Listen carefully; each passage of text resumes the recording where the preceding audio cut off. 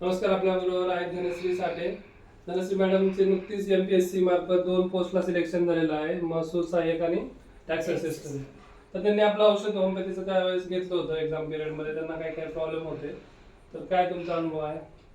मला खरं तर थायरॉइड आणि एन्झायटीचा त्रास होता, पण सरांच्या औषधामुळे माझं थायरॉइड पूर्ण गेला, समूळ नष्ट झालेला आहे आणि एन्झायटी पण पूर्णपणे हे झालेली आहे आणि त्याच्यामुळे जे त्रास होत होते त्याला मी मात करून माझ्या पूर्ण यशापर्यंत पोहोचले. म्हणजे एन्झायटी एवढी होती की एक्झामला देताना सुद्धा प्रॉब्लेम यायचा आणि त्याच्यामुळे 1-2 परीक्षांचा निकाल पण निगेटिव्ह आला होता आणि आपले औषध घेतल्यानंतर ती एन्झायटी पूर्णपणे गेली, बंद झाली आता. बंद झाली आणि त्यानंतर मग हे 2 रिझल्ट MPSCचे आले.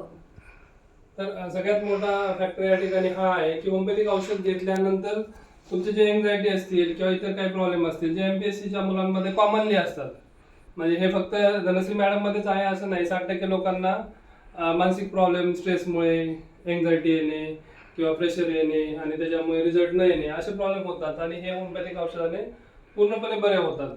हा सगळ्यात या ठिकाणी महत्त्वाचा भाग आहे की तुमचे होमिओपॅथीने नुसते आजार, थायरॉइड सारखे आजारच बरे नाही होत, तर तुमचे मानसिक आजारही कमी येतात, तुमचा मेंटल प्रेशर कमी येतो, तुमचं डिप्रेशन निघून जातं. जे MPSCच्या मुलांना, बऱ्याच मुलांना डिप्रेशनची समस्या असते, ती समस्या सुद्धा होमिओपॅथिक औषधाने बरे होते आणि तुमचे रिझल्ट पॉझिटिव्ह येतात. हा सगळ्यात मोठा फायदा होमिओपॅथिक औषधाने होतो, हे या ठिकाणी आपण पाहिलेला आहे. धन्यवाद.